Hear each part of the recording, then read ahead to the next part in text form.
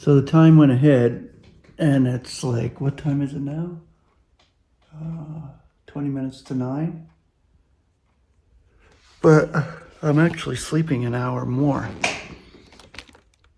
I was getting up at 6:30. Maybe it'll go back to regular schedule soon enough, but now I'm just sleeping in until like 7:30, which bothers me really because I'm an early bird and I like to get up early, and I like that regiment of getting up early, and because morning is the best time for my brain, and the earlier the better, because I go out like later on in the morning, every morning, and stay out all day till dark. So getting up early is good because it gives me a couple hours to do what I like to do, and that is share with you and do these word studies and continue on as God would have me continue on in this current wicked eon.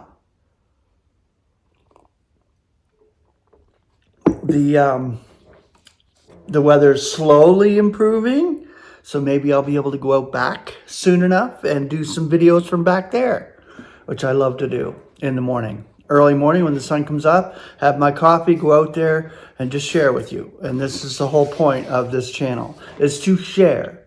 And that's what I'm doing. I'm sharing the Word of God. I'm sharing what God has graced me with. And these word studies God has graced me with to be able to share with you.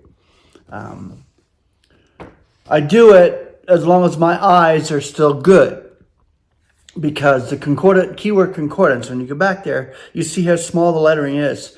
It's really hard. That's the whole purpose of me doing these, is because I want to pull these words out. I want to bring them out to light and give it more attention, because a lot of these words aren't given a lot of attention. And speaking of attention, I'm still in the letter A. And we have this word today. Apprehend, or apprehension. And there's your English elements. Mind. There's a few more in the keyword concordance. If you look it up, you can see that there's different English elements as you go through them. But the concordant definition, mentally perceive. So we first have apprehend, which is the concordant scripture in Paul's letters that I'm bringing to you.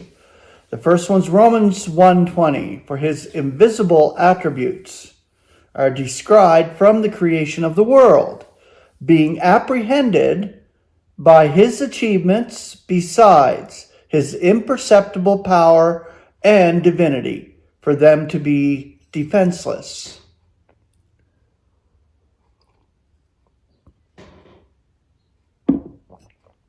Ephesians 3:4, by which you who are reading are able to apprehend my understanding in the secret of the Christ. Ephesians 3:20, now to him who is able to do super excessively above all that we are requesting or apprehending, according to the power that is operating in us. 1 Timothy 1:7, wanting to be teachers of the law, not apprehending either what they are saying or that concerning which they are insisting. 2 Timothy 2:7, apprehend what I say, for the Lord will be giving you understanding in it all. Now the word apprehension. 2 Corinthians 3:14, but their apprehensions were calloused. For until this very day, the same covering is remaining at the reading of the old covenant, not being uncovered. 2 Corinthians 4:4, in whom the God, small g, of this eon blinds the apprehensions of the unbelieving, so that the illumination of the evangel of the glory of Christ, who is the image of the invisible God, does not irradiate them.